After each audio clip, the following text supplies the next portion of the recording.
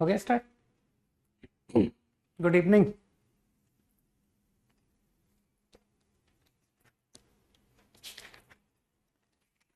Circles single choice, right? Good evening. Question 1 to 5, any doubt? Single choice problem circles quickly, exceptionally easy problems है ना। 1 to 5, no? 3 and 4, 3 तो easy है। Circle through origin cut two straight lines, ये दोनों line perpendicular है, तो circle ने 2 point पर कट किया, ए पर बी पर, तो ए और बी ओरिजिन पर 90 बना रहे हैं। तो डायमेट्रिक फॉर्म नजर आ गई होगी कि सर डायमेट्रिक फॉर्म से सर्किल की इक्वेशन आ जाएगी, abscissa of A and B are, ठीक है, x minus x1 x minus x2 plus y minus y1 y minus y2। तो जो x1 x2 है वो तो डायरेक्टली इस क्वाड्रेटिक के रूट है। अब रही बात y1 y2 की, तो x1 x1 पॉइंट था और एक x1 माइनस x1।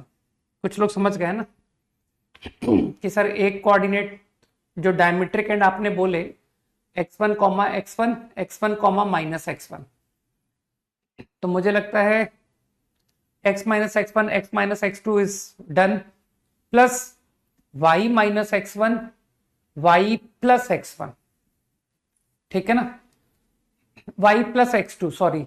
तो जब ये इसको खोलेंगे तो x2 माइनस x1 की टर्म आएगी। तो तुमको लगता नहीं कि मैं x2 माइनस x1 ऑब्टेन कर सकता हूं, है ना? क्वाड्रेटिक का डिफरेंस ऑफ रूट निकालना आता होगा तुमको, right?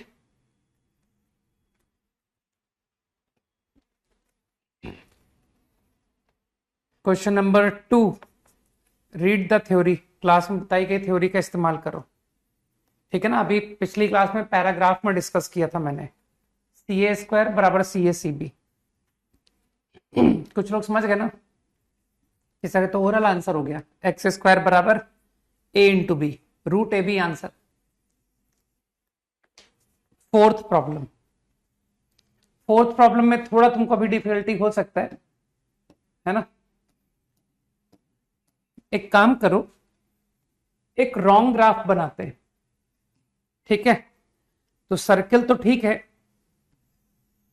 X square Y square 3 है ना, 3 रेडियस, सॉरी। और अगला जो कर्व है उसका कुछ रॉन्ग डायग्राम इमेजिन कर लो कि सर मान लीजिए ये रॉन्ग डायग्राम है, ठीक है। ये वैसे मुझे तुमको अभी ये क्वेश्चन देना नहीं चाहिए था, ठीक है, चलो कोई नहीं, फिर भी कर सकते हो। मानते हो इस पॉइंट, इस कर्व पर तुमको ट्रिग्नोमेट्री की फीलिंग आ रही होगी कि सर क्यों नहीं मैं इस पर कुछ आर कॉस आर साइन ले लूं, पॉइंट, ठीक है। अब ये आर क्या है? आर ओरिजिन से डिस्टेंस है, ठीक है, ओरिजिन से डिस्टेंस। अब जो सर्किल से मिनिमम डिस्टेंस होगा तुमको थोड़ा सा ऑब्जर्व करना पड़ेगा कि सर सर्किल से जो इस कर्व का मिनिमम डिस्टेंस होगा वो ये डिस्टेंस होगा, ये डिस्टेंस।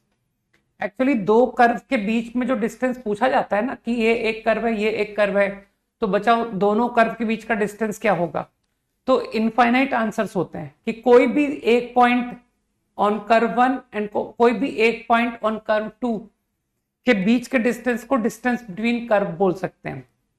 तो देयर आर इनफाइनाइट आंसर्स, ठीक है, कि सर बहुत सारे आंसर्स होंगे कर्व के डिस्टेंसेस के, but I am interested in shortest distance. तो क्या तुमको इस डायग्राम से फील हो रहा है कि शॉर्टेस्ट डिस्टेंस के लिए आपको एक तो आर मिनिमम आ जाए कि सर आर लीस्ट मिले, और उस आर लीस्ट से हम अगर रेडियस को घटा देंगे तो ये लीस्ट आंसर आ जाएगा। कुछ समझ आया? तो लीस्ट आंसर ये होने वाला है। तो अब तो तुम समझ पा रहे हो कि इस पॉइंट का मैं क्या करने वाला हूं, इसे मैं कर्व की इक्वेशन को सेटिस्फाई करूंगा। तो आई थिंक यू अंडरस्टैंड कि सर ये तो क्वाड्रेटिक बन गया। ये तो हमने ट्रिग्नोमेट्री में इस प्रॉब्लम को टैकल किया हुआ है। तो मुझे आर की मिन वैल्यू चाहिए, तो डिनोमिनेटर मैक्स चाहिए। तो तुम 100% समझते हो कि इसे तो 2 थीटा एंगल में कन्वर्ट करके प्रॉब्लम जल्दी हो जाएगा। 2 4 sine square, sorry 8 sine square sine 2 theta. बस समझदार लोग समझ गए कि आर स्क्वायर लीस्ट कब मिलेगा, जब डिनोमिनेटर मैक्स होगा। तो डिनोमिनेटर की मैक्स वैल्यू कितनी है? 5, 6 + 5। तो this value minimum is 1/11 and maximum is 6 - 5। गलत तो नहीं बोल दिया मैंने? ठीक है ना? तो आर की लीस्ट वैल्यू, तो ये डायग्राम एक तरह से गलत बन गया। ये कर्व अंदर से निकलेगा कि सर ये कर्व ये गलत है। ये इस कर्व का राइट डायग्राम जो है, क्योंकि मिनिमम और मैक्सिमम तुम दोनों को देख सकते हो कि सर मिन वैल्यू तो आ रही है 1/√11 और जो मैक्स वैल्यू आ रही है वो 6 - 5 1 आ रही है, जबकि मेरा सर्किल का रेडियस तो 3 है। तो तुम समझ पा रहे हो कि वो डायग्राम मैंने गलत बनाया था। कोई बात नहीं, मैंने तो पहले ही कहा था मैं गलत डायग्राम बना रहा हूं। ठीक है, तो कुछ भी बना दो कि सर ये था वो कर्व। ठीक है, तो what is the least distance?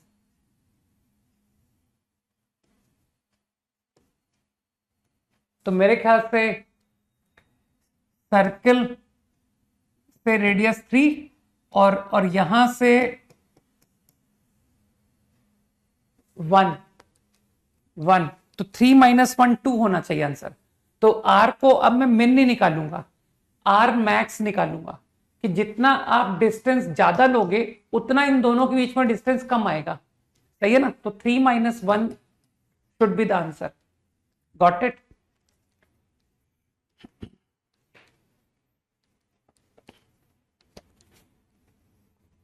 Pair of tangents, ये क्यों पूछ रहा हूं? Tangent makes intercept of 2 on x = 1, locus of p is. क्यों, इसमें क्या दिक्कत है? लेंथ ऑफ टेंजेंट ही तो निकालनी है। ये सर्किल है, x = 1 स्ट्रेट लाइन।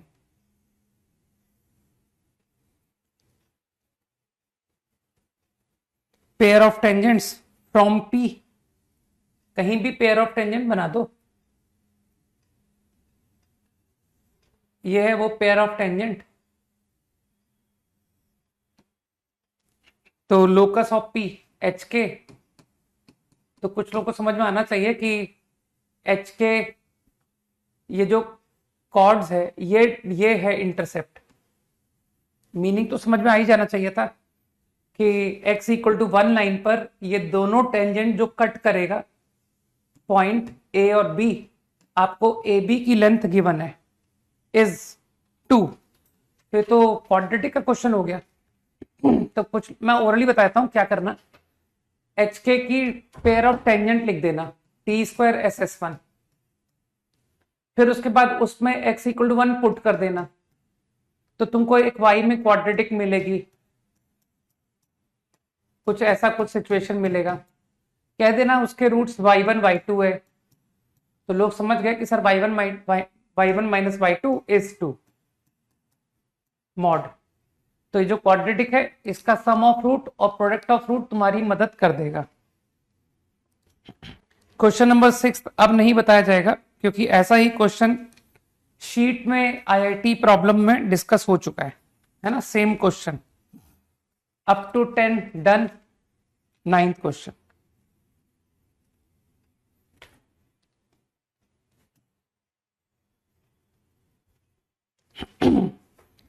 बहुत ज्यादा लल्लू क्वेश्चन है। Circumcircle equilateral and the vertex of triangle is 1 1। तो बहुत बच्चों टाइप क्वेश्चन है कि सर वो इक्विलेटरल का सरकम सेंटर सेंट्रोइड सब कुछ एक ही तो होता है, तो आपने सरकम सर्किल का सेंटर तो दे ही दिया -G -F। तो आपका जो इक्विलेटरल ट्राइंगल है उसका वन ऑफ द वर्टेक्स 1,1, तो ये रेडियस के बराबर हो गया। अच्छा तुमको आंसर में सी नहीं चाहिए ना, हाँ तो सी को हटा देते हैं।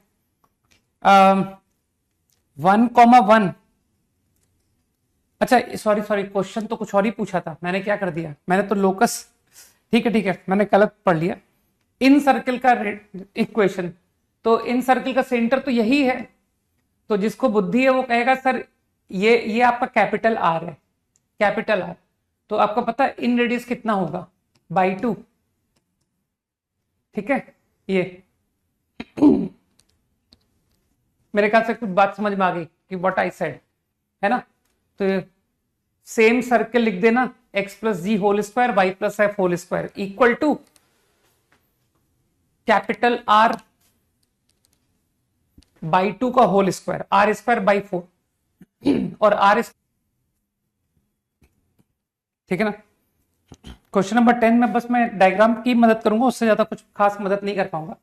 ये 3 सेंटर 3 रेडियस था, x + y 1 ये लाइन थी, तो through intersection equation of smallest circle through intersection of line and the circle, ये 2 पॉइंट से पासिंग स्मॉलेस्ट, सर ये 2 पॉइंट को ज्वाइनिंग लाइन सर्किल को या तो कॉर्ड होगी या डायमीटर होगी, तो मेरे ख्याल से लोग समझ गए कि सर वो सर्किल निकालिए जिसके लिए ये डायमीटर होगा क्योंकि अगर ये कॉर्ड हुआ तो इसका मतलब है डायमीटर और बड़ा होगा, तो अगर ये 2 पॉइंट से पासिंग सर्किल तुम बनाओगे और तुमने कहा कि ये डायमीटर नहीं है, तो इसका मतलब है डायमीटर इससे भी बड़ी लेंथ, तो समझ गए ना सबसे छोटा सर्किल कौन हुआ, जिसके लिए ये खुद डायमीटर है।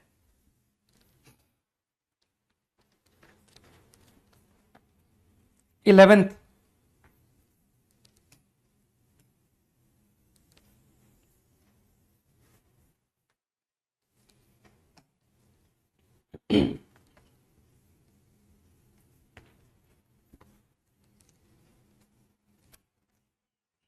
Circle x² y² 1, line L intersect at -1, 0 and point P, इस पॉइंट से पासिंग लाइन है और किसी पॉइंट P से पासिंग है, कुछ भी ले लो पॉइंट P, तो तुमको थॉट आ रहा होगा ना कि सर पॉइंट P को रेडियस 1 सर्कल कुछ cos थीटा sin थीटा लिया जा सकता है।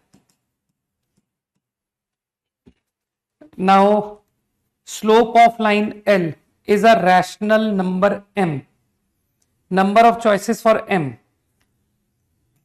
स्लोप है ना, तुम लोगों ने ट्रिग्नोमेट्री पढ़ी रखी है, sin थीटा -0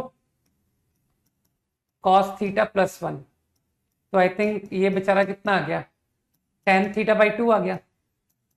अब मेरे ख्याल से जो थोड़े से समझदार लोग हैं दे नो कि सर थीटा 0 से 2π सारी वैल्यू लेगा, है ना, और tan θ/2 की जो रेंज होती है ना वो ऑल रियल होती है, ऑल रियल, क्योंकि θ/2 जाएगा 0 से π और 0 से π में जो tan x होता है वो ऑल रियल वैल्यू लेता है, तो मेरे ख्याल से कितने रैशनल वैल्यूज तुमको ऑब्टेन हो गए होंगे, मेरे अकॉर्डिंग तो इनफाइनाइट। ओके 14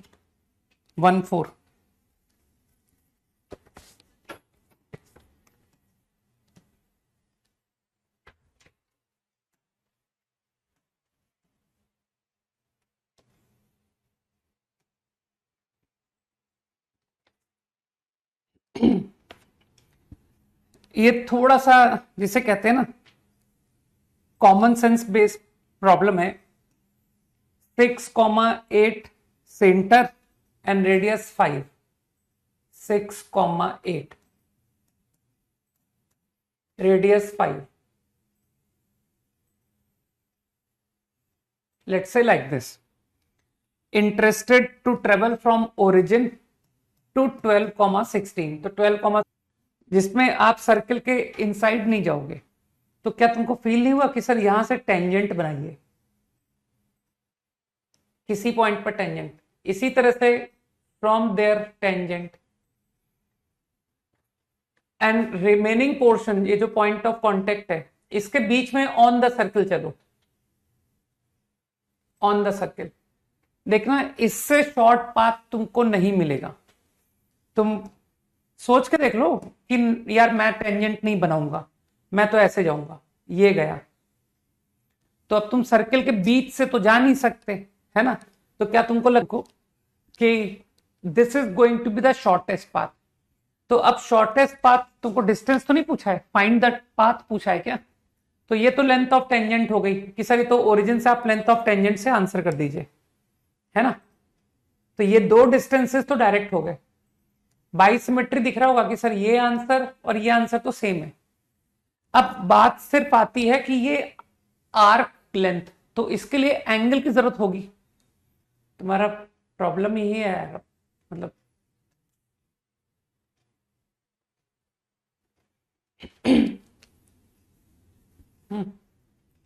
तो अब ये आर्क लेंथ चाहिए। तो आर्क लेंथ के लिए I am interested in theta, ठीक है।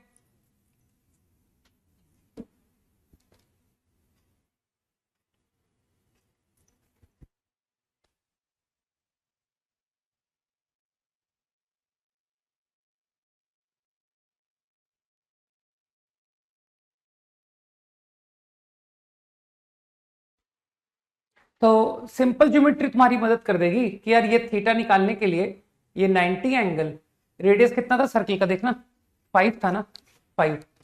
तो मेरे ख्याल से लोग समझ गए कि सर ये डिस्टेंस 10 है। तो ये एंगल आ गया 5/10।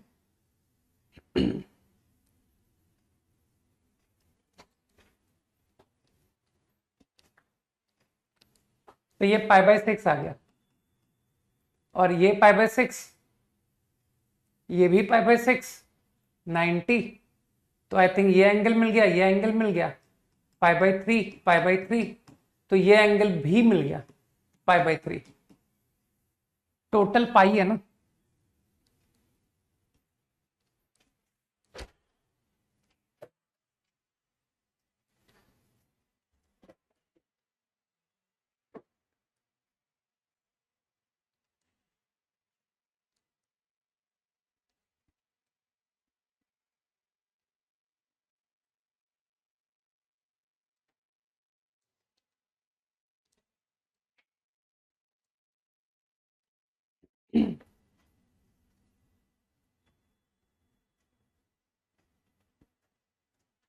बच्चों टाइप क्वेश्चन है 17। तो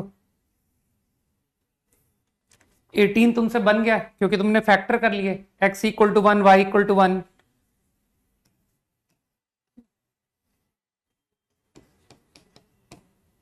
बस ठीक है, ये हो जाएगा, है ना। इतना इतना आसान क्वेश्चन बताने की इच्छा नहीं रखता हूं मैं, ठीक है। कि एक सर्किल इसे टच करेगा, उसका ट्वाइस लेंथ का रेडियस का सर्किल अगले को टच करेगा, तो ये आर है, ये 2r है। मतलब इतनी भी अकल कम नहीं होनी चाहिए कि ये 3r हो गया, ये 2r√2 हो गया, ये r√2 हो गया। को ज्वाइन करने से पूरा डायगोनल लेंथ निकल गया। कुछ लोग समझ गए, बता दिया मैंने। r√2 प्लस 3r√2, नहीं ये 3r√2 नहीं, 2r√2, और ये 3r, सम इक्वल टू √2। तो you will get r। Paper है ना। Last 10 problems, any doubt? 21 to 25 quickly.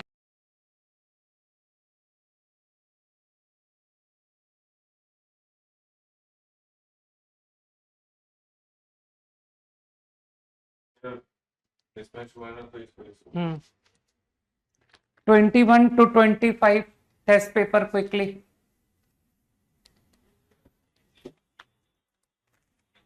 21 to 25,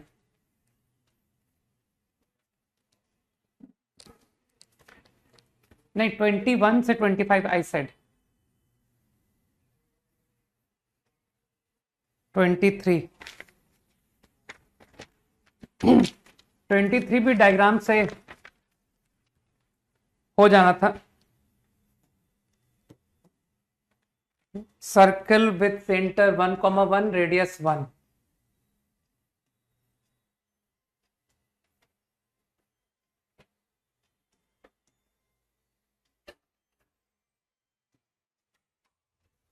nine comma 1 radius 2,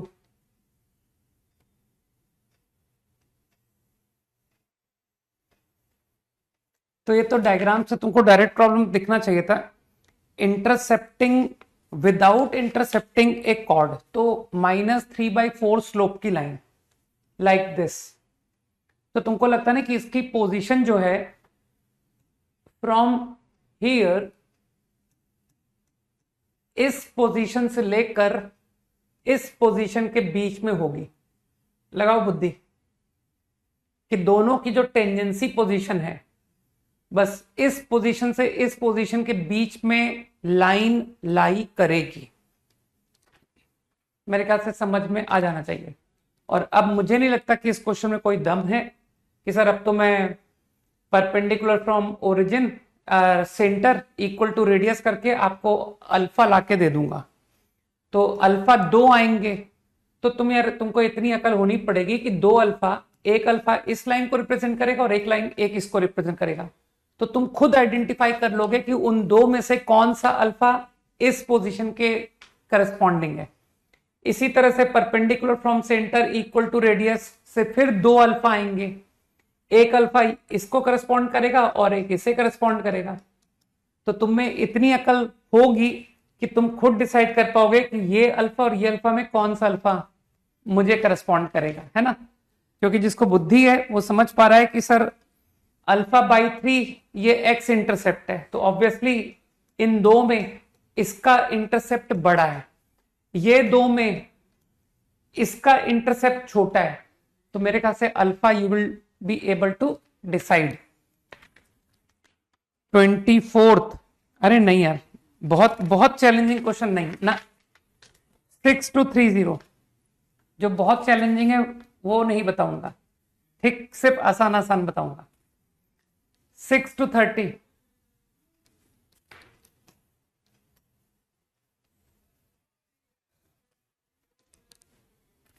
no,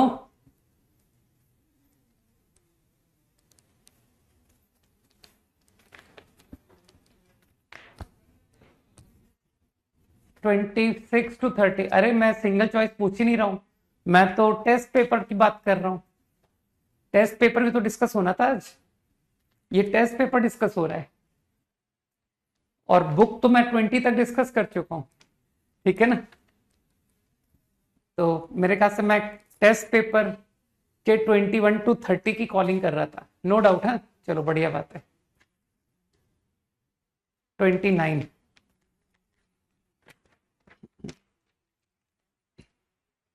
अच्छा तुम लोग 29 तो लल्लू क्वेश्चन है यार।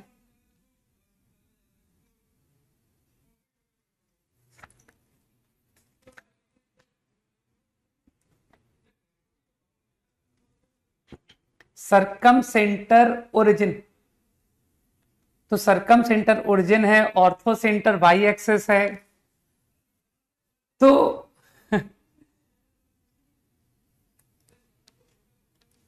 tan alpha tan beta tan gamma slopes of O A. तो यार तुमको ए का वर्टेक्स नहीं मिल गया कि सर ओ ए अल्फा एंगल, तो ये तो कॉस अल्फा साइन अल्फा हो गया, ए आ गया कॉस साइन, तो मुझे लगता है सेंट्रॉइड आ गया, है ना। Cos sine cos sine cos sine, centroid आ गया।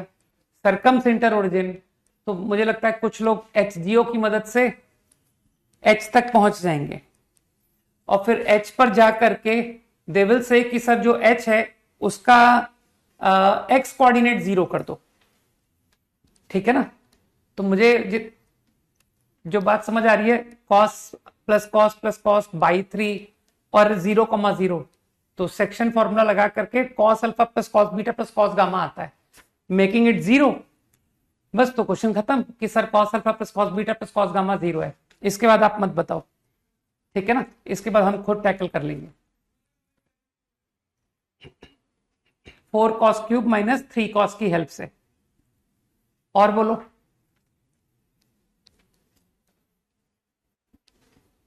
Done, up to 30 over.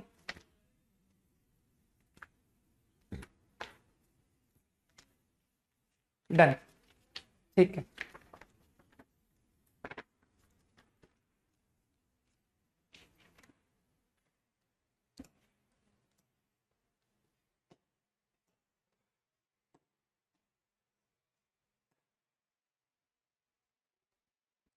ठीक है, लास्ट क्लास कुछ हम लोग परमुटेशन कॉम्बिनेशन के प्रॉब्लम्स कर रहे थे, right?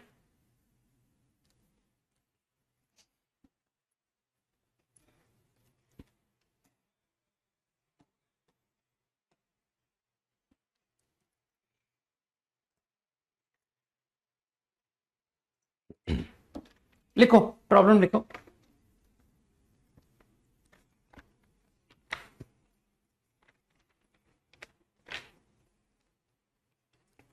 A train having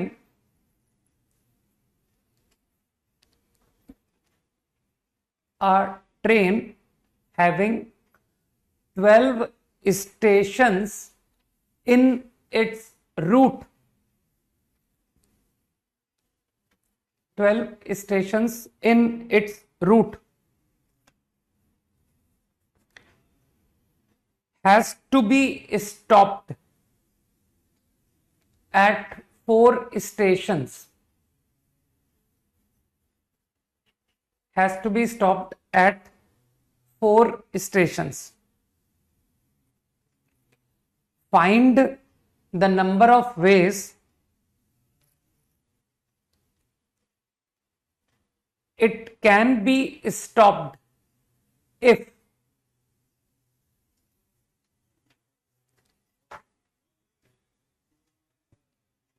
find number of ways it can be stopped if no two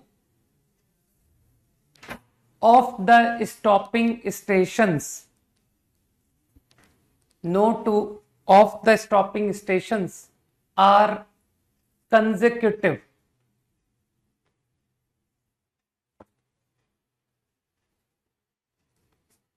I repeat, a train having 12 stations in its route has to be stopped at 4 stations. Find number of ways it can be stopped if no two of the stopping stations are consecutive.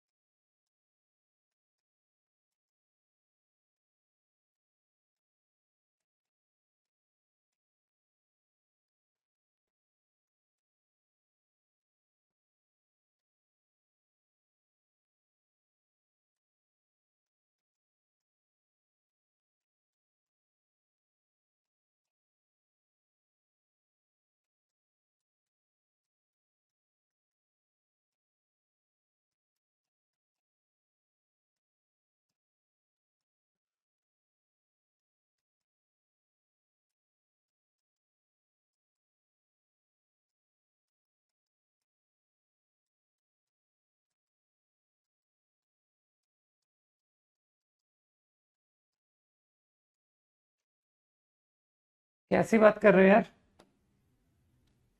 Stations है। Value मैं नहीं check कर पाऊंगा अक्षत। हाँ, Aryan correct. Value मैं नहीं निकाल पाऊंगा।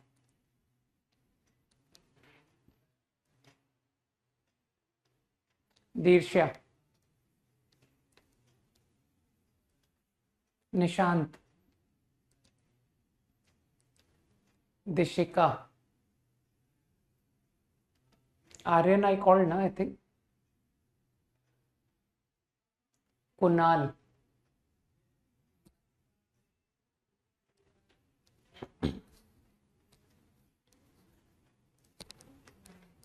नंदनी,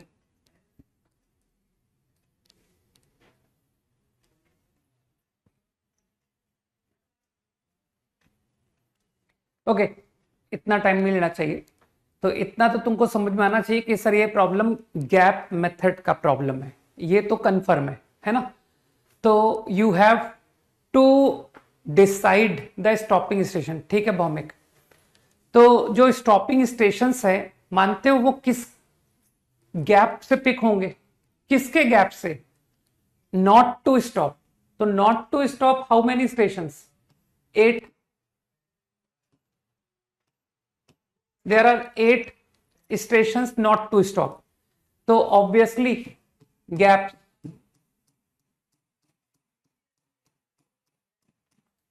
ये स्टेशन है, ठीक है ना। ठीक है अभिलेख।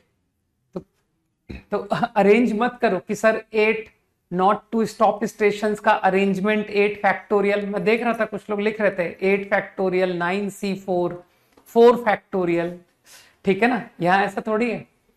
तो मेरे ख्याल से तुमको समझ जाना चाहिए था कि sir just you decide 4 gaps, तो आई थिंक 9C4, बस ये आंसर हो गया।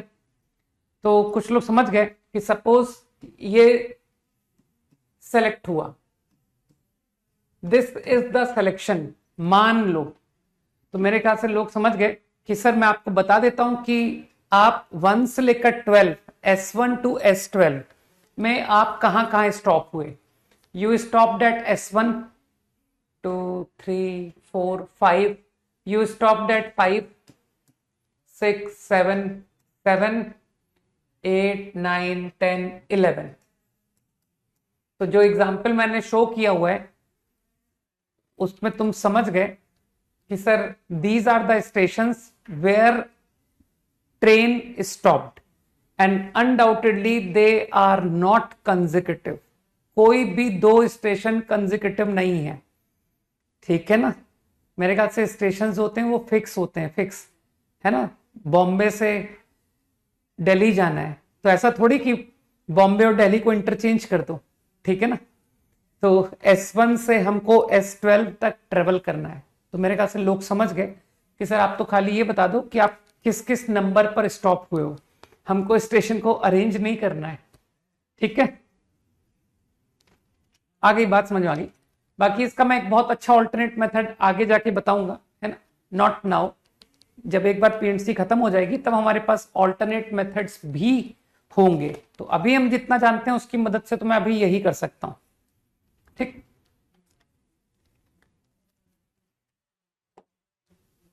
Next question.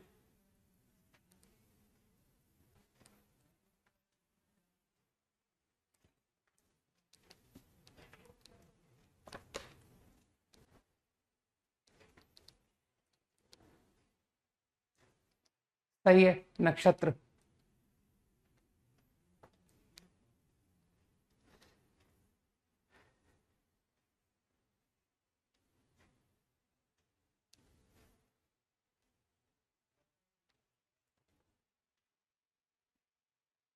सही नहीं है नक्षत्र, है ना, नहीं है सही। प्रखर इज करेक्ट।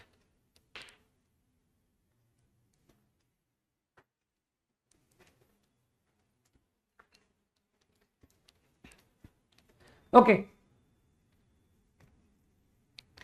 तो फॉर मैक्सिमम इंटरसेक्शन मैं तो यही कहूंगा ना कि अगर मैक्सिमम इंटरसेक्शन चाहिए तो एक सर्किल हर एक पेयर का इंटरसेक्शन होना चाहिए।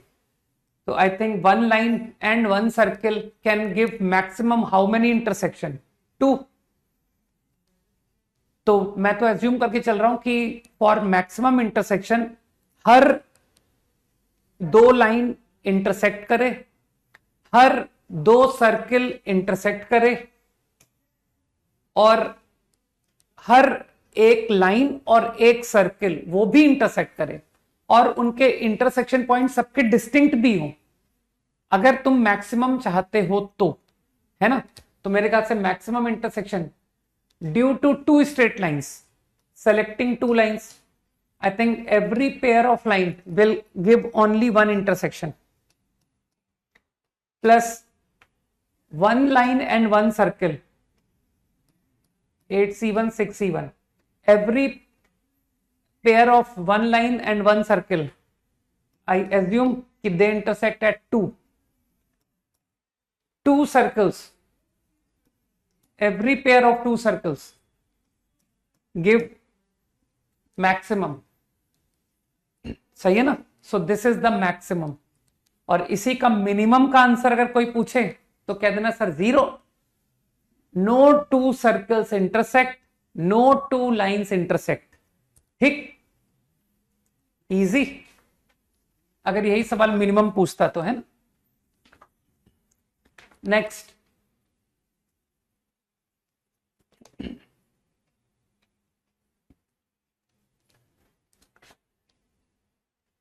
a cricket team comprising of players, 11 players, a cricket team comprising of 11 players, I am naming them A, B, C, D till J, K। ये पूरे 11 हैं, चाहो तो काउंट करके देख लेना। is to be sent for batting,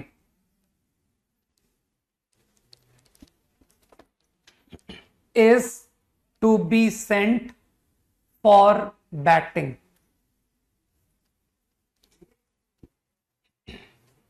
If capital A wants to bat before J, if A wants to bat before J and J wants to bat after G, capital G, and J wants to bat after G, then find the number of batting orders if, then find the number of batting orders if other players could go in any order, if other players could go in any order। I repeat, a cricket team comprising of 11 players, A, B, C, D up to K, is to be sent for batting if capital A wants to bat before J and J wants to bat after G, then find the number of batting orders if other players could go in any order। जब सही answer आएगा तो बता दूंगा।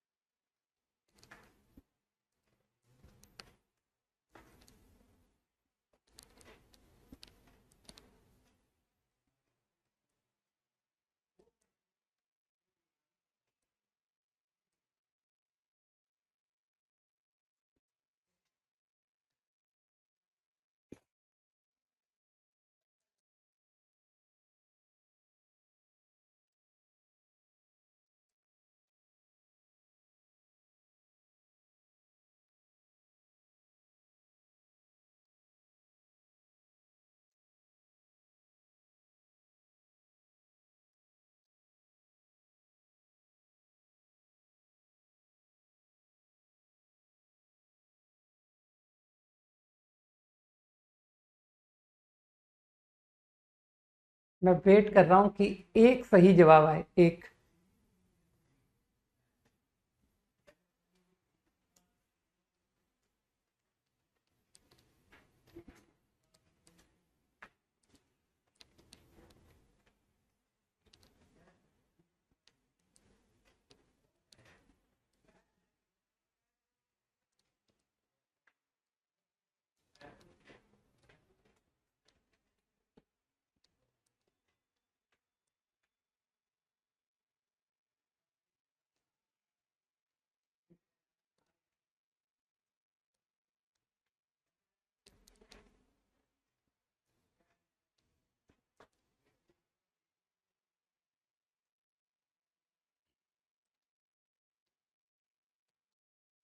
चलो अब मैं बता देता हूं, है ना। एक सिंगल भी राइट आंसर नहीं है। Very disappointing. ओह, एक सही आ गया। चलो, दीर्ष्या।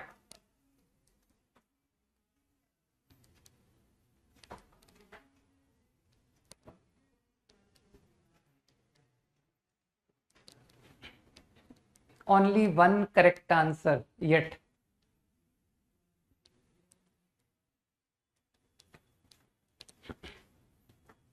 ठीक है, मेरे ख्याल से 11 बैट्समैन को कितने ऑर्डर, तो मेरे ख्याल से 11 प्लेस ट्रीट की जाएगी ना। 11 प्लेसेस की, 11 बैट्समैन को 11 प्लेसेस में फिल करो। ठीक। ऑब्वियसली डोंट से कि सर दो प्लेयर जो पहले गए थे वो एक ही प्लेस कहलाएगी, नहीं। एक ओपनिंग करेगा और एक रनिंग साइड पे खड़ा होगा। ठीक है, तो पूरे 11 प्लेस की आइडेंटिटी है। नाउ अभिनव ऑल्सो करेक्ट।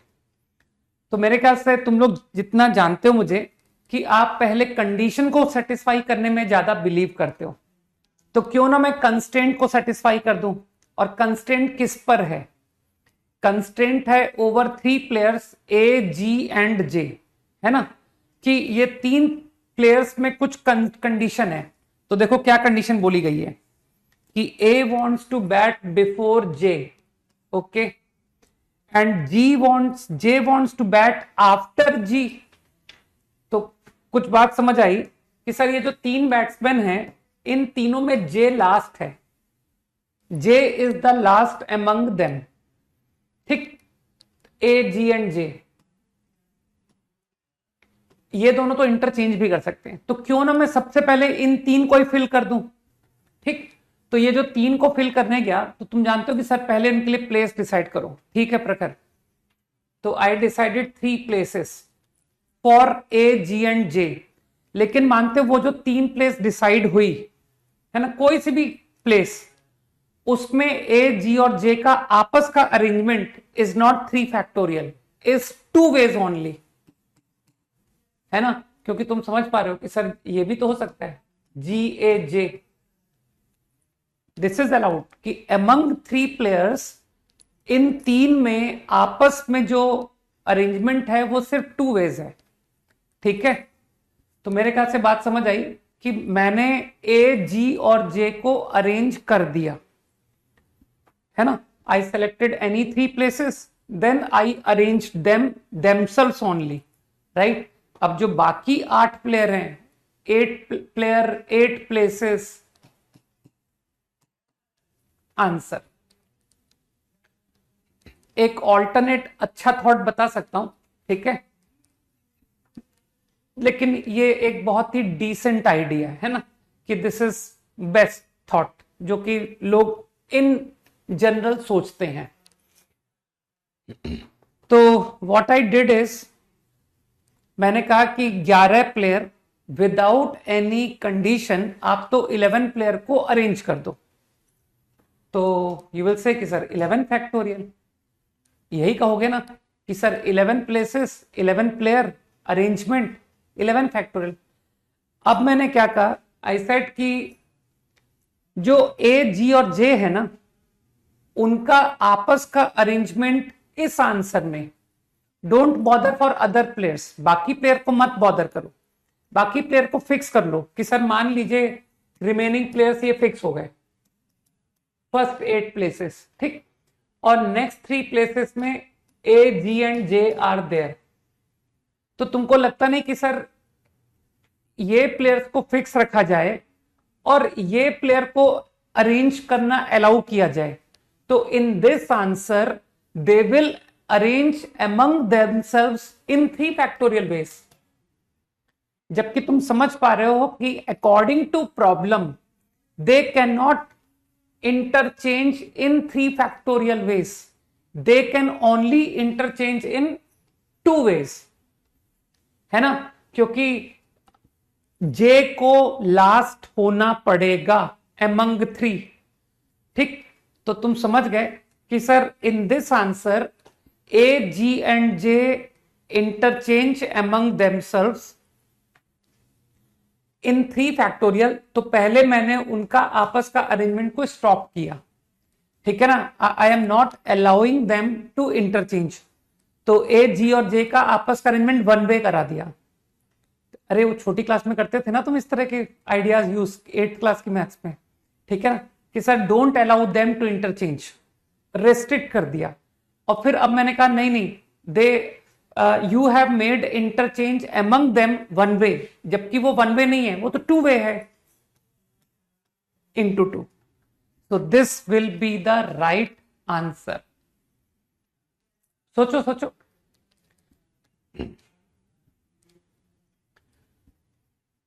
आपस का इंटरचेंज 3 फैक्टोरियल काउंट हो रहा था, उसको 1 2 बनाना है, 2। उनका आपस का अरेंजमेंट 3 फैक्टोरियल नहीं काउंट करना है, उसको 2 काउंट करना है।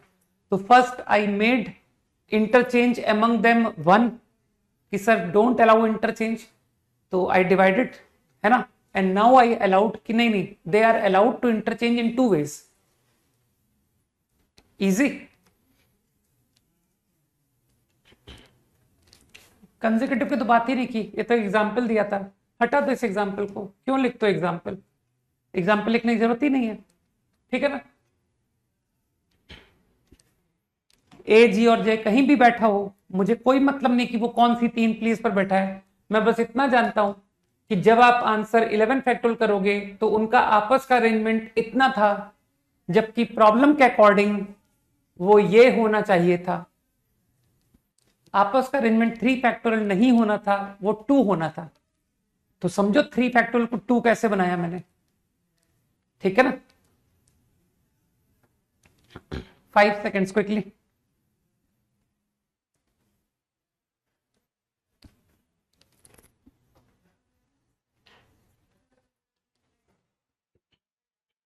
ओके,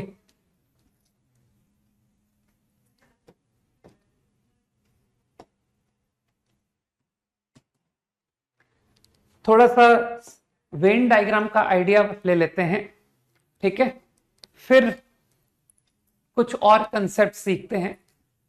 तो I want to introduce inclusion and exclusion principal.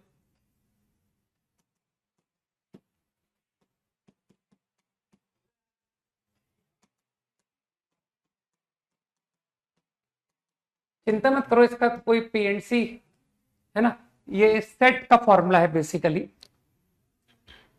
तो पहले हम 2 सेट की बात करते हैं। तुमको थोड़ा सा वेन डायग्राम का तो आइडिया होगा ही, है ना, सेट कुछ तो सुना होगा तुमने सेट के बारे में।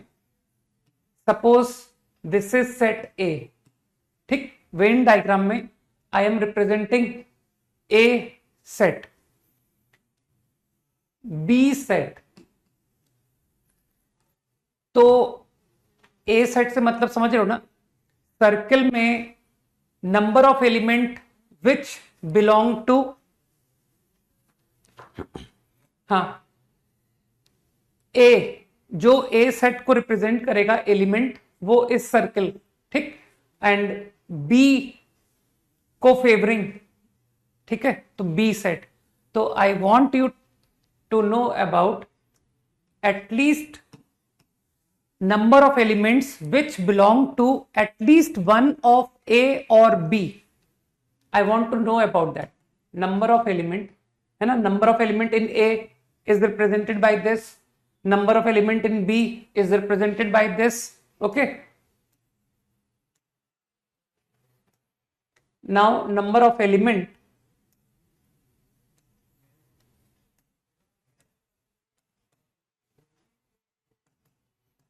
which belong to A और B, है ना, A और B। तो इसको तुम समझ पा रहे हो ना कि इसको सर हम थोड़ा और एक्सप्लिसिट वे में कह सकते हैं, at least one of A B.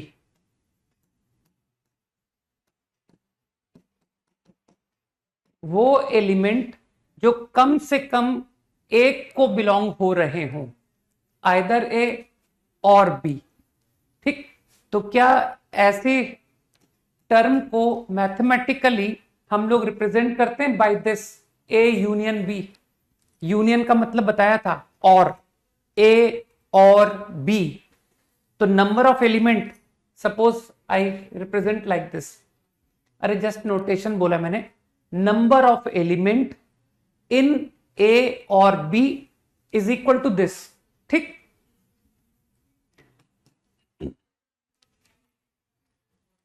अच्छा ये मैं पहले बता चुका हूं क्या? Is it? जल्दी से हाँ बोलो। ऐसा कोई है जो कह रहा है? मुझे ऐसा लग रहा है कहीं मैंने सीक्वेंस एंड सीरीज में कहीं बता दिया था। हाँ हाँ, 11th क्लास,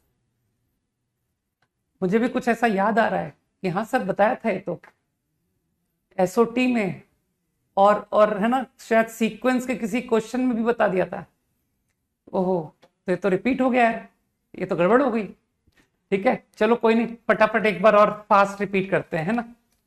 तो इसका मतलब तुम लोग तो फट से समझ जाओगे। ठीक है, तो number of element belonging to A और बी। ठीक है, तो from Venn diagram you can say कि सर ए सेट, इस पोर्शन को क्या कहते हैं? ए एंड बी, है ना, ग्रीन पोर्शन। कि सर ये ग्रीन पोर्शन जो है वो एलिमेंट है जो ए को एज वेल एज बी को दोनों को बिलोंग करता है। ठीक है, तो A and B, that is A intersection B, है ना। तो A union B is what? N A is complete set, n B is complete set. तो लोग समझ गए कि सर ए यूनियन बी, तो ये पूरा सेट कहलाएगा, ये पूरा येलो सेट, है ना, shaded region by yellow colour is union. तो मेरे ख्याल से तुम लोग समझ गए कि n A plus N B करने से ये पोर्शन 2 बार काउंट हो गया, 2 बार, तो उसे एक बार आपको सब्ट्रैक्ट करना चाहिए।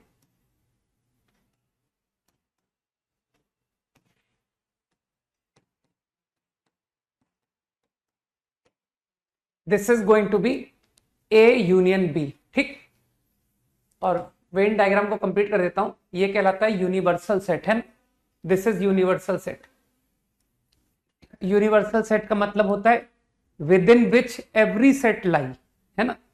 Every set is a subset of universal set.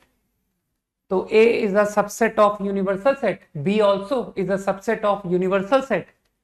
तो I am only interested in at least one of A और B and I got to know this result. ठीक है, मुझे ये फॉर्मूला मिल गया। अभी इसको मैं 2 से ज्यादा के लिए भी लिखूंगा। ठीक है, अभी अभी मैंने जस्ट 2 सेट के लिए बात की है कि at least one of 2 sets, then answer will be this formula. ठीक, चलो तुम्हारा थोड़ा सा दिमाग खोलता हूं। ठीक है, वैसे देखो मेरा इंटरेस्ट रटने में सिर्फ एक ही फॉर्मूला है, मैं सिर्फ एक ही फॉर्मूला रटता हूं और वो है यूनियन। इसके अलावा और कोई फॉर्मूला याद नहीं करता मैं। ठीक है, लेकिन अगर मैं तुमसे जस्ट ऐसे ही पूछूं, देखें कितने लोग आंसर कर पाएंगे। Find number of element, as a problem लेना इसे, which belong to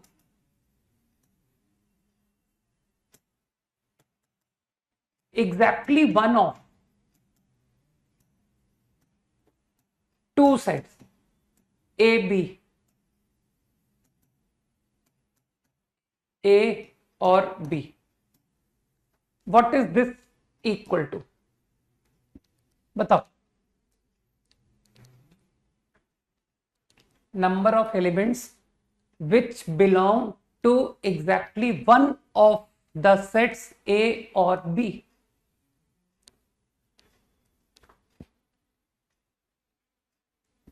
now what is it equal to?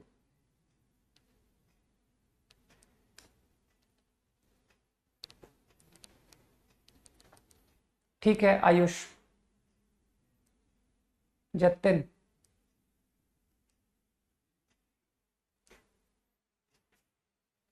अरे यार तुम बहुत डिफिकल्ट लिख रहे हो, मैं पढ़ ही नहीं पा रहा हूं।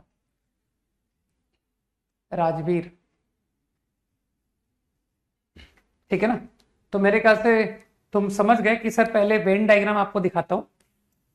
ये ए है, ये बी है, इन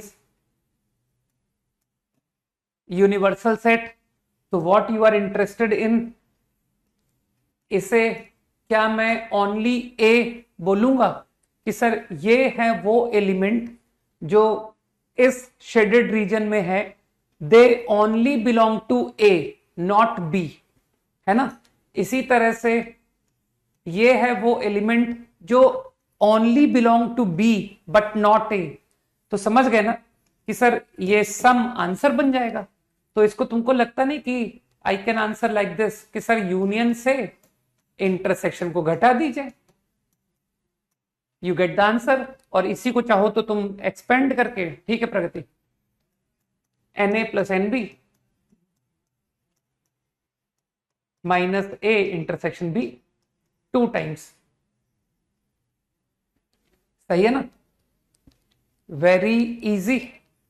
तो ये सब कुछ रटना नहीं है, रटना तुमको पता है कि क्या रटना होता है सर, जो बॉक्स में होता है वो रटना होता है, ठीक है? तो only I remember union formula. 5 seconds quickly. Same लिखा था ना कार्तिकेय? गुड। अच्छा अब कार्तिकेय आंसर करना, ठीक है?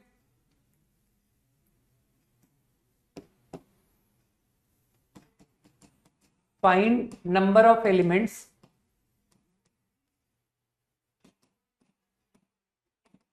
which belongs to A but not B। बताओ, elements which belongs to A but not B, बताओ।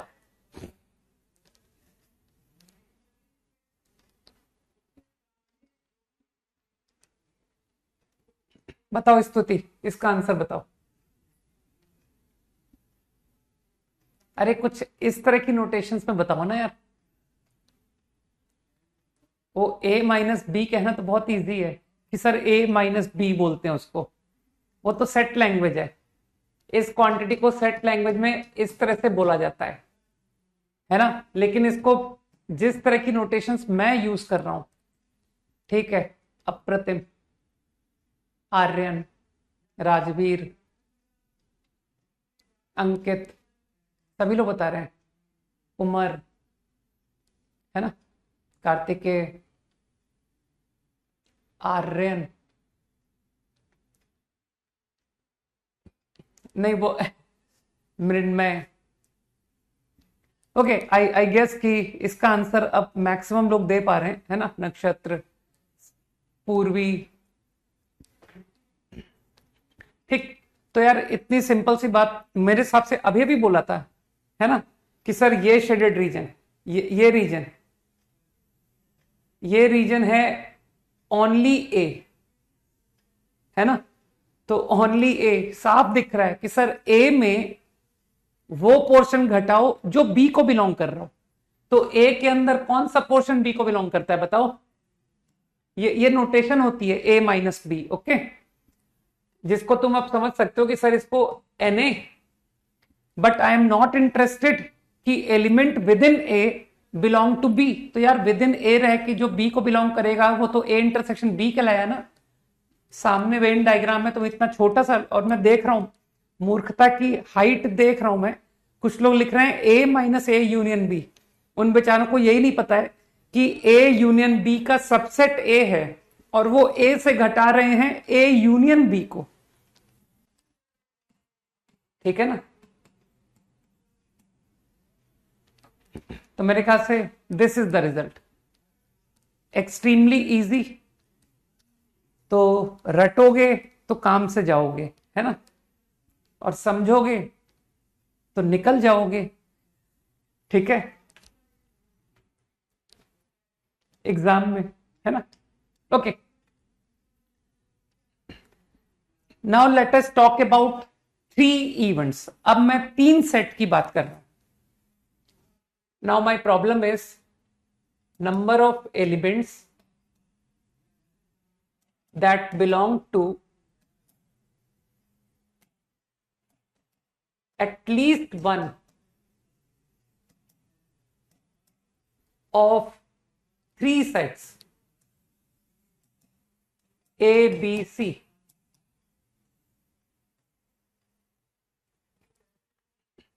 सही है।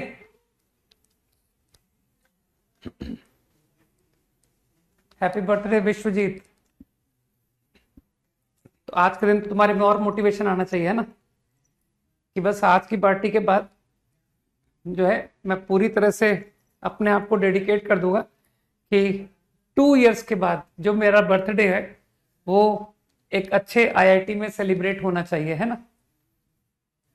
11th में हो ना, दैट्स व्हाई आई थिंक। तो अगला बर्थडे और तुम्हारा इसी क्लास में सेलिब्रेट कर लेंगे, उसका अगला तुम एक अच्छे आईआईटी में जाकर के करना, ठीक है। ओके, तो फास्ट है ना, क्योंकि हो चुका है इसलिए मैं दोबारा हो रहा है सर, ये है ना। तो वेन डायग्राम यू अंडरस्टैंड कि सर कुछ यूनिवर्सल सेट के अंदर कोई 3 सेट दिखा दीजिए, A set, B set, C set, right. Now at least one, तो एटलीस्ट वन को वेन डायग्राम में तो तुम फील करके, हाँ यार मुझे भी अखर गया यार, ये मुझे दोबारा नहीं बताना चाहिए था, भूलने की आदत बड़ी बुरी है मेरी, है ना, उससे नुकसान हो जाता है मेरा।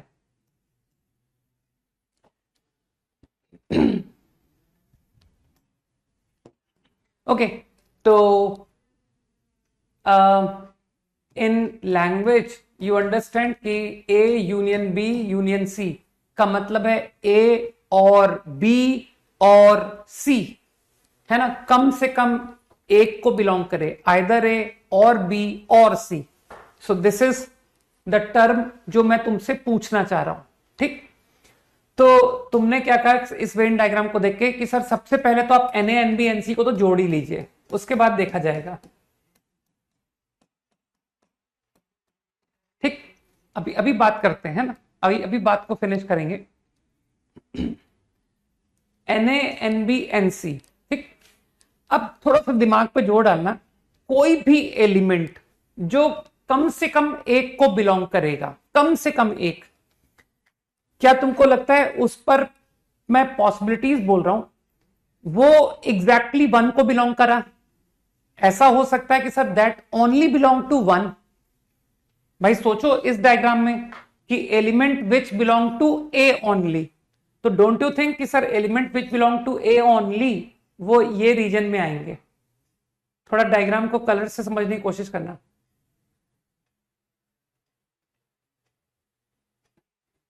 है ना। This set is going to represent element which belong to A only. Agree करते हो? इसी तरह से ओनली बी को देख पाओगे कि सर ओनली बी ये होगा, ये होगा ओनली बी, ठीक, और ये होगा ओनली सी।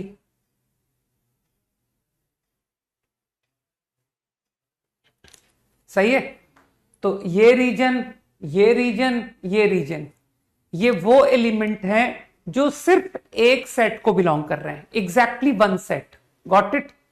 तो मानते हो उनकी काउंटिंग करनी है मुझे कितने बार? एक बार। अब मुझे सोच के बताओ कि ये जो क्वांटिटी मैंने लिखी है इसमें those elements which belong to exactly one set are counted correct और नॉट? उनकी काउंटिंग करेक्ट हुई है या नहीं हुई है? इस बात का जवाब दो। Element which belong to exactly one set are counted correctly और नॉट। तो कार्तिकेय इज राइट। बाकी लोग भी अपना आंसर लिखे। कार्तिकेय का तो आंसर आ गया, विकास का भी आ गया, जिनके सही आ रहे हैं उनको बोल रहा हूं। प्रखर, रजत,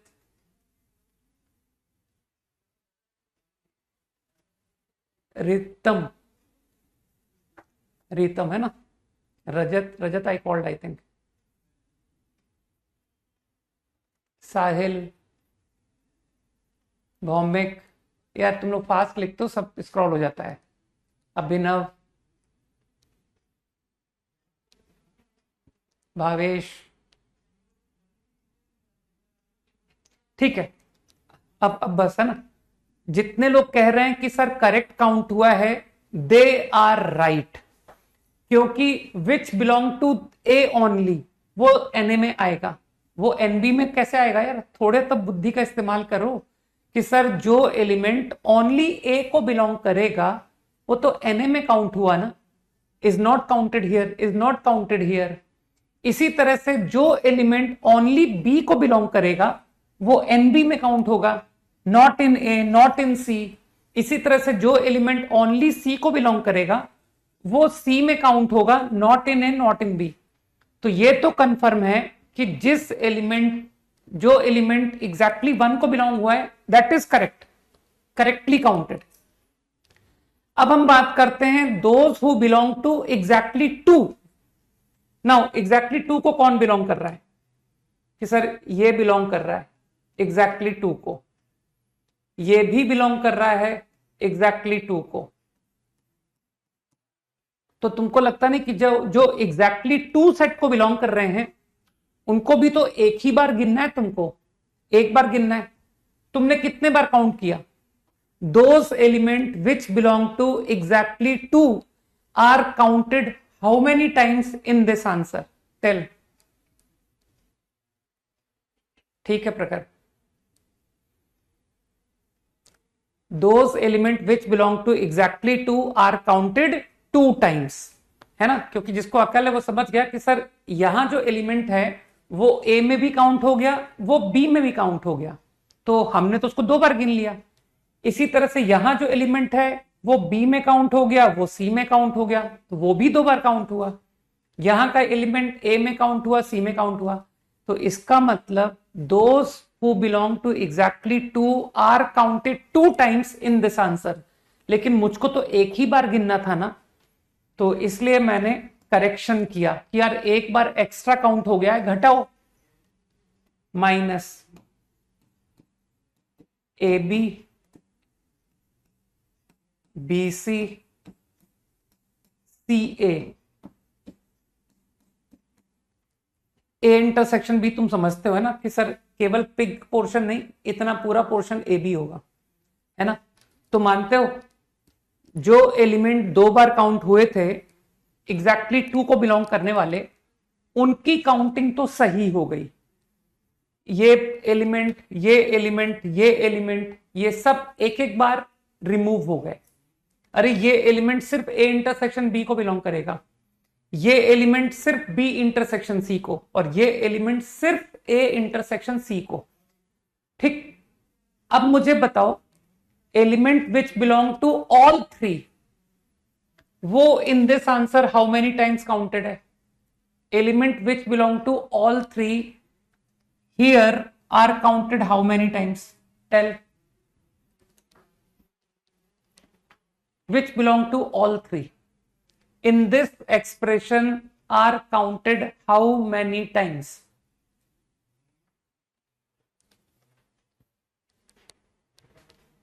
नहीं बताओगे?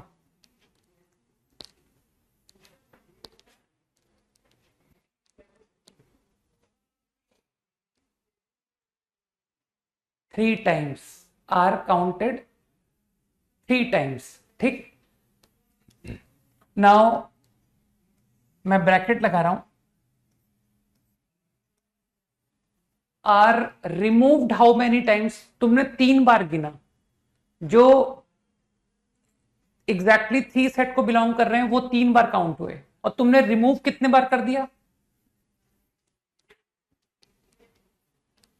How many times you have removed them?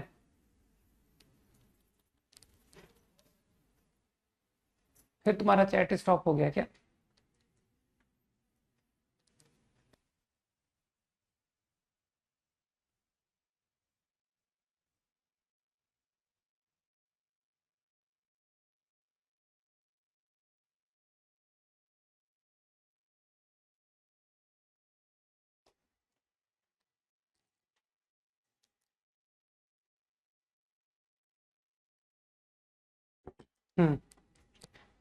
I think 3 times remove कर दिया, बिल्कुल सही, ठीक है ना?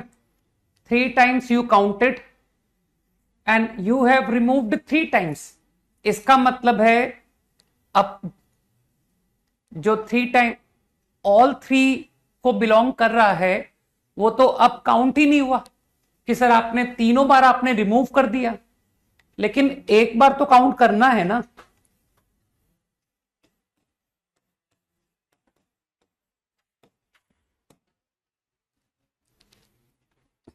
सही है ना?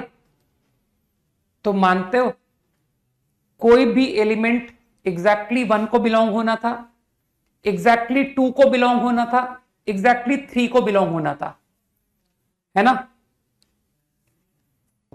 Element which belong to exactly 1, element which belong to exactly 2, element which belong to exactly 3। मानते हो इसका सम आंसर होना था। ऐसा तो नहीं है कि सर ऐसा एक एलिमेंट में जानता हूं जो कि एग्जैक्टली 1 को भी बिलोंग करता है एज वेल एज एग्जैक्टली 2 को भी।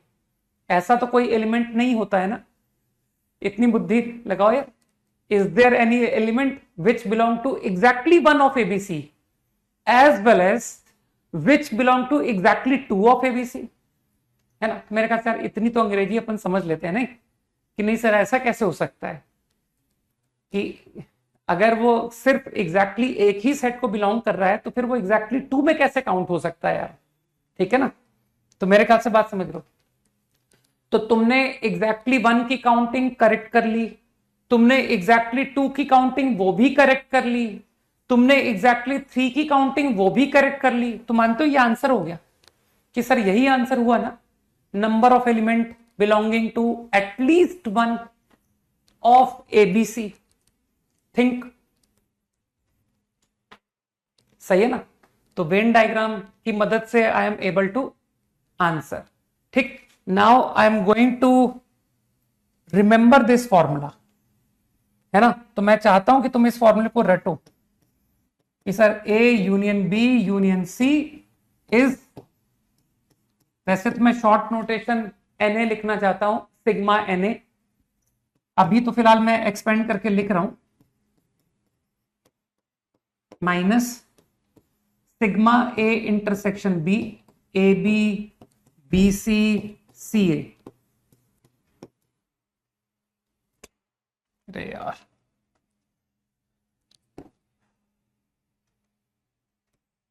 जगह सेव करते हैं।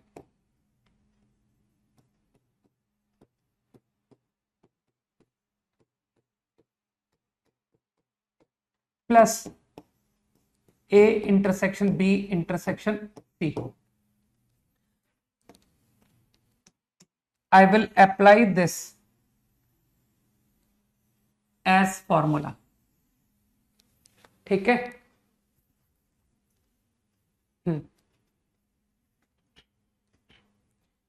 अभी चलो इसी प्रॉब्लम पर तुमसे फिर कुछ अच्छे सवाल पूछता हूं, लेकिन तुम जानते हो कि सर बस रटना तो इतना ही है ना? अभी अभी पूछता हूं तुमसे कुछ अच्छे सवाल, देखिए कितनी तुम्हारी वेन डायग्राम की थिंकिंग खुल रही है।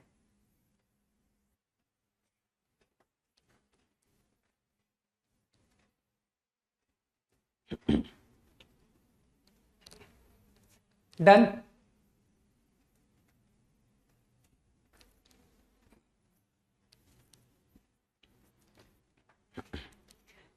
चलो सिमिलर नोटेशंस, पहले तुम प्रॉब्लम का आंसर समझ लो कि तुमको किस फॉर्मेट में लाना है। तुमको इसी तरह के नोटेशंस में आंसर लाना है। ओके, तो my problem is, now listen to the problem. Find number of elements that belong to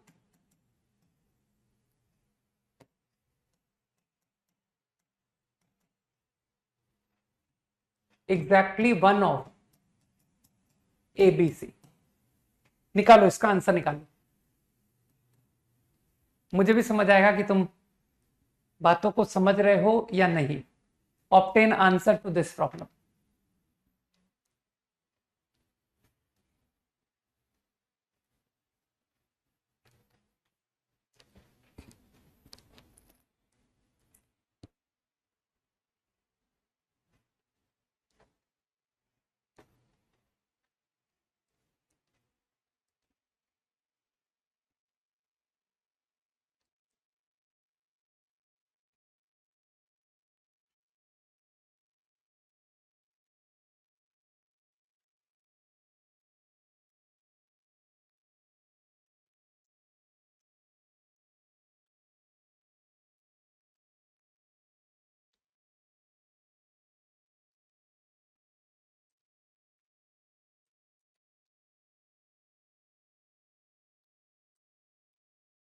ये क्या कर रहे हो यार? ऐसी नोटेशन मुझे आंसर चाहिए ही नहीं नंदिनी, है ना?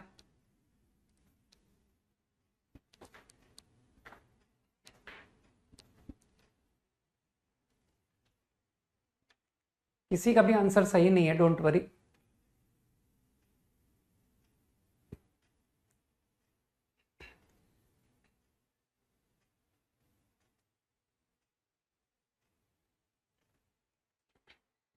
एटलीस्ट इतना तो थॉट सबको तो आना ही चाहिए ना कि सर NaNbNc को ऐड तो करिए, उसके बाद NaNbNc तो ऐड करना पड़ेगा, क्योंकि एग्जैक्टली वन को जो एंगल बिलोंग कर रहा है, एलिमेंट बिलोंग कर रहा है, उसके लिए Na को तो आपको इन्वॉल्व करना ही पड़ेगा।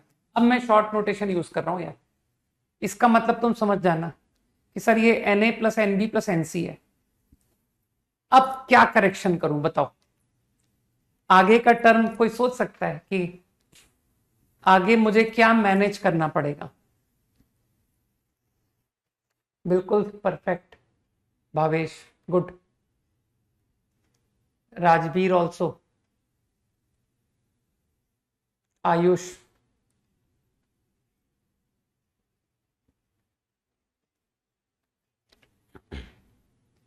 ठीक है। तो कुछ लोगों ने अच्छा आंसरिंग किया है। दे आर सेइंग कि सर इसमें फिर से आप वही आइडिया से सोचिए कि एग्जैक्टली वन को बिलोंग होने वाले आर काउंटेड, तो you will get the answer कि sir they are counted correctly. जो एलिमेंट एग्जैक्टली वन को बिलोंग कर रहे हैं वो इस आंसर में एक ही बार काउंट हुए हैं। Now those who belong to exactly two, वो 2 बार काउंट हुए, लेकिन मानते हो अब तो मुझे उनकी काउंटिंग चाहिए ही नहीं कि भाई एग्जैक्टली 2 वाले नहीं काउंट करने। तो क्या तुमको लगता नहीं सर पूरे दोनों बार रिमूव कीजिए? मुझे लगता है तुम इस नोटेशन का मतलब समझ रहे हो कि सर AB BC CA। सही है तनिषा? ठीक है, तो मानते हो एग्जैक्टली टू टाइम्स काउंट हुआ और आपने उसको पूरे 2 टाइम्स रिमूव कर दिया, तो exactly 1 is now correct, exactly 2 also is correct. Now let's think about exactly 3। Exactly 3 counted how many times? 3 times, 3 bar. Removed how many times? चलो इसका जवाब दो। एग्जैक्टली 3 को बिलोंग करने वाला एलिमेंट कितने बार आपने रिमूव कर दिया बाय डूइंग दिस? बताओ बताओ। 6 टाइम्स, जबकि रिमूव करना कितने बार था? 3 टाइम्स। तो तुमको लगता नहीं कि सर काउंट किया 3 टाइम्स, रिमूव कर दिया 6 टाइम्स, है ना? तो मुझे लगता है you will have to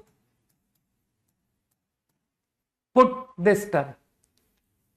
Got it? Now which belong to exactly 3 is not counted at all. 3 बार गिना, 6 बार रिमूव किया और +3 हो गया ना बैलेंस? ठीक, तो दे आर गुड प्रॉब्लम्स, नहीं कि सर ये अच्छा सवाल था, इसको मैं रटूंगा तो फिर तो बेकार हो जाएगा ना। चलो तुमसे एक क्वेश्चन और पूछता हूं। Number of elements that belong to exactly two of exactly two sets of A, B, C.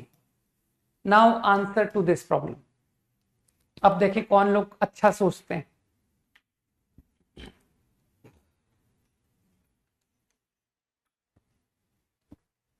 बताओ समर्थ, इस प्रॉब्लम का आंसर करो और थोड़ा इजी रहने की कोशिश करो, है ना, ज्यादा टफ जाने की जरूरत नहीं है।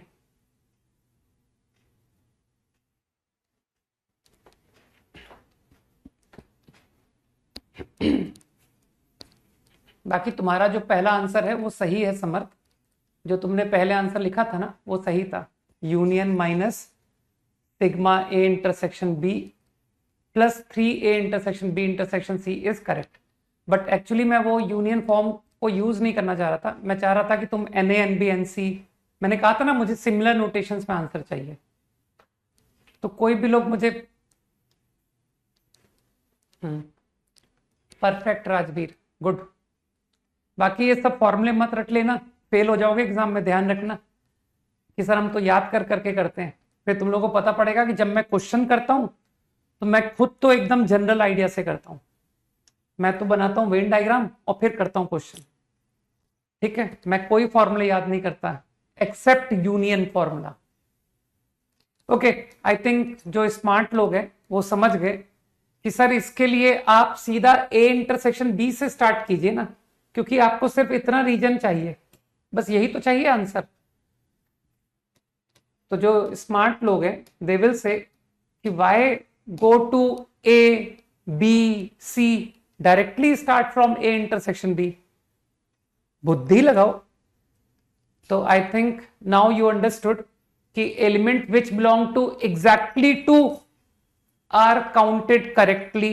बिल्कुल, जो एग्जैक्टली टू को बिलोंग कर रहे हैं वो तो सही काउंट हुए हैं, but those who belong to exactly three वो 3 टाइम्स काउंट हो गए, लेकिन मुझे तो काउंट करने ही नहीं। तो लोग समझ गए कि सर ये रहा आंसर, इतना इजी। ठीक है, मैं तो जस्ट अंडरस्टैंडिंग चेक कर रहा था, मैं ये सब पता है तुमको कभी क्लास में बताता नहीं हूं, ये तो मैं जस्ट चेक करने लग गया कि देखे तुम्हारी सेट की अंडरस्टैंडिंग खुली या नहीं खुली। ठीक है ना, तो कुछ लोगों की तो खुलने लग गई है, गुड। तो सेट की अंडरस्टैंडिंग बहुत ज्यादा काम आएगी तुम्हारे, है ना। Okay, now I am going to generalise formula for n sets.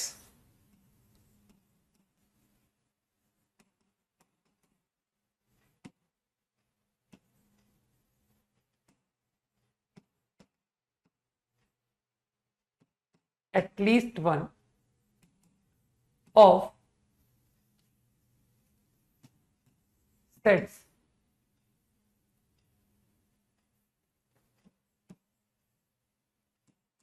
A1, A2, A3 till AM। M नाम दे दिया है ना, N में कंफ्यूजन हो जाएगा अननेसेसरी, है ना। तो now I am directly going to write. अब मैं कोई प्रूविंग में इंटरेस्टिंग बिल्कुल नहीं हूं, ठीक है। नहीं देखा मैंने दीर्षा, कोई बात नहीं। ओके, तो आई थिंक नोटेशंस पे तो तुम तुरंत समझ गए कि मैं तुमसे क्या पूछना चाहता हूं। मैं पूछना चाहता हूं A1 union A2 union A3 union AM।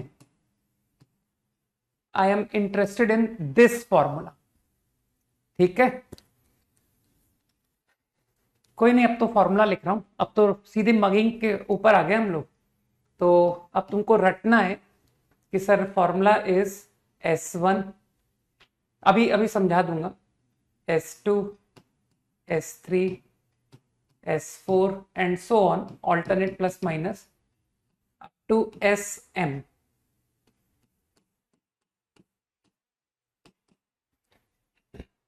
Now what does S1 mean? S1 means sigma Na1. What is S2 mean? Sigma Na1 का मतलब समझ गए, Na1 plus Na2 plus Na3 up to Nam। S2 का मतलब देखो, जब मैंने ये फॉर्मूला तुम लोग को पहले बताया था उस वक्त हम लोग की पीएनसी की समझ बिल्कुल भी नहीं थी, है ना। तो अब देखो तुमको एडवांटेज मिलेगा। अब तुम लोग मुझे बता दोगे कि सर ये जो आप S2 बोल रहे हो ना, how many terms will this S2 contain? बताओ, A1 A2 A1 A3 कितनी टर्म्स होंगी? बताओ बताओ। इसका तात्पर्य तो समझ गए ना कि sir taken two at a time, A1 A2 A1 A3 A3 A4 A3 A7, है ना। How many terms will this sigma contain? ये एक एक MC2 M नॉट M, वो AM था, AM। ठीक है ना। बाकी मैं समझ गया तुम्हारी फीलिंग्स, सभी लोग की फीलिंग्स में समझ गया कि सभी लोग MC2 ही लिखना चाहते हैं, वो बाई मिस्टेक N बोल गए। ठीक है। अब इसी तरह से तुम S3 मुझे समझा जाओगे कि sir taken 3 at a time, A1 A2 A3। तो अब मुझे लगता है तुम लोग फट से बता दोगे कि सर ये 3 के जितने कॉम्बिनेशन आप सोच सकते हो ना, सारे लिख दो, उन सबका सम ये होता है S3। सही है ना। तो they are MC3 in number. Very good. तो I think you understood, now you understood the meaning of notation, right. अब तुमको थोड़ा सा मैं नोटेशंस का एप्लीकेशन के बारे में भी समझा देता हूं, बाकी जब तुम सवाल करोगे तभी तुम बेहतर समझोगे, लेकिन फिर भी एक फीलिंग तुमको आ सकती है। अब जैसे मैं तुमसे पूछूं कि यार इसकी वैल्यू कैसे निकालेंगे, इसकी वैल्यू, तो बस मेरी बात को एकदम ऊपर ऊपर से समझने की कोशिश करना। अगर मैं तुमसे कहता हूं फाइंड दिस, तो तुम पता है वो जो A1 A2 A3 इवेंट्स हैं, उसके अलावा A4 A5 A6 up to AM बाकियों के बारे में तुम सोचोगे भी नहीं कि sir don't look at remaining, only bother for A1 A2 A3। आप A1 A2 A3 को अकर कराओ, that's it, and forget others. ठीक।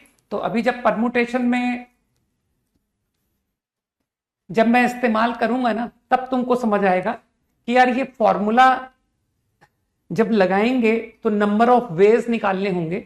तो नंबर ऑफ वेज लिखते वक्त तुमको समझ आएगा कि यार ये A1 A2 A3 इंटरसेक्शन के नंबर ऑफ वेज निकालते कैसे। तो उसका मतलब बस इतना ये हुआ कि make A1 and A2 and A3 happen and don't look at others. बाकियों को देखने की भी आवश्यकता नहीं है कि सर उनका क्या हुआ, वेदर दे हैपन और नॉट, दे हैपेंड और not, don't bother for them, है ना, वेदर दे अकर और नॉट अकर। Got it. मैंने कहा ना जब हम अप्लाई करेंगे ना तब तुम ज्यादा अप्रिशिएट करोगे, है ना। तो अभी तो जस्ट एज ए फॉर्मूला तुम समझ लो कि I got to know this formula, I got to know the meaning of all notations, right. SM चाहो तो SM लिख देता हूं, इसमें तो सिग्मा लिखने की जरूरत नहीं पड़ेगी क्योंकि M का कॉम्बिनेशन तो एक ही होगा ना।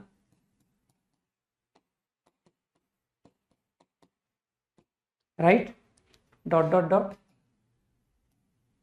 Now this I am going to apply as formula, and this is what is called principle of inclusion exclusion.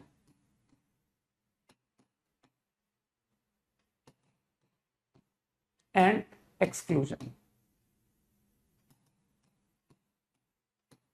Remember, most important formula. Now for probability problems as well as PNC problems, maybe in other topics also. ऐसा नहीं कि खाली PNC probability में काम आता है, और भी चैप्टर्स में काम आएगा। ठीक है, तो लेट्स कंटिन्यू फ्रॉम टुमारो, है ना, कल कल कंटिन्यू करते हैं। होमवर्क, होमवर्क क्या था?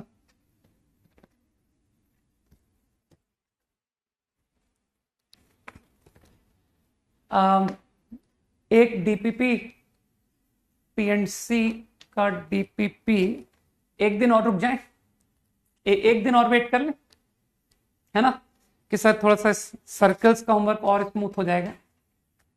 ठीक है ना, बस एक दिन और, लास्ट है, पक्का कल, पक्का guarantee.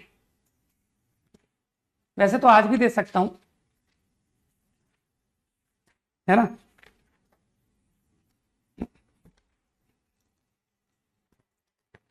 Circles, single choice problems only 21 to 40। ठीक है, केवल 40 दिए क्योंकि तुम लोग इतने ही कर पाते हो। ठीक है, थोड़े से बढ़ा दूं, एक मिनट देखने दो यार, सिंगल चॉइस प्रॉब्लम्स।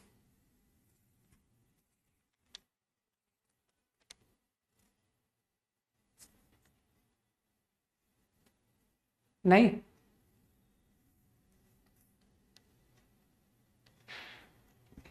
ठीक, चलो इतना ही होमवर्क है, सिंगल चॉइस सर्कल्स। कल तुमको गारंटी पीएनसी से होमवर्क मिल जाएगा। मैंने कहा ना, वैसे मैं आज भी दे सकता हूं, लेकिन आज और नहीं दे रहा हूं। चलो भाई, बाय, गुड नाइट, जय हिंद।